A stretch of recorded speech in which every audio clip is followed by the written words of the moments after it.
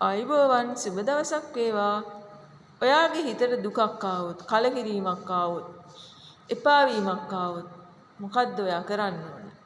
චුට්ටක් මේ ගැනත් හිතන්න. යන්න තනියම. ඔයාට පුළුවන් එන්න මෙහෙම කරන්න. ඔයා 60 ඉඳලා එක වෙනකල් ආපස්සට ගණන් කරන්න. 60 59 58 57 56 55 54 53 52 51 50 49 ආදී වශයෙන් අවරෝහණ ක්‍රමයට ගණන් කරන්න. ඊට පස්සේ සිත පොඩ්ඩක් ඔයාට ටිකක් සැහැල්ලු බවක් දැනේවි.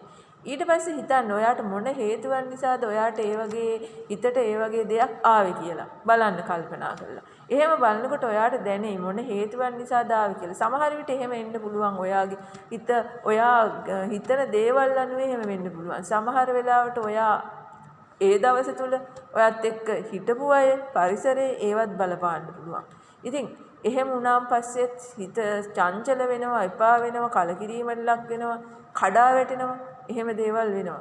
ඒකට කර යුත්තේ කුමක්ද? ඔයාට ඔයත් එක්ක ළඟින් ඉන්න අයත් එක්ක එහෙම ඉද්දි එහෙම වුණා නම් ඔයා මොකද්ද කරන්න ඕනේ? අපි ඕනම කෙනෙක් තේරුම් ගන්න ඕනේ. හැමෝම එකම විදිහට නෑ. ඔයා දන්නවා. ඔයාගේ ඇඟිලි පහ එකම දිගයිද නෑ. ඒ ඇඟිලි පහ පස් ආකාරයක්. පස් ආකාරයක්. ඒ වගේ තමයි අපිට හමු වෙන ඇතැම් අය. අපි වගේම නෑ. ටිකක් වෙනස් අය. එක් අමුතුම මාදිලී අය හමු වෙන්න පුළුවන්. ඒක නිසා ඒ ගැන හිතලා චුට්ටක් සතුටු කලකිරෙන්න එපා. අපි යමක් ඒකෙන් ඉගෙන ගන්න ඕනේ. අපි ගොඩක් දුරට ඕනම කෙනෙක් එක්ක වාසය කරන්න සුදුසු වෙන විදිහට අපි කටයුතු කරන්න ඕනේ. අපේ යහපත් ගුණධර්ම නැති කරගන්න හොඳ නැහැ.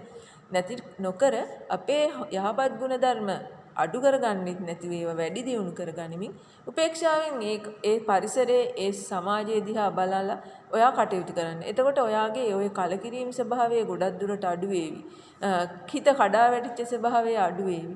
එතකොට ඔයාට ඔයාගේ මාවත විවර කරගන්න පුළුවන්. ඉතින් එහෙනම් ගිහිල්ලා එන්නම් ඔයාලා හැමෝටම සුබ දවසක් වෙන්න කියලා ප්‍රාර්ථනා කරනවා.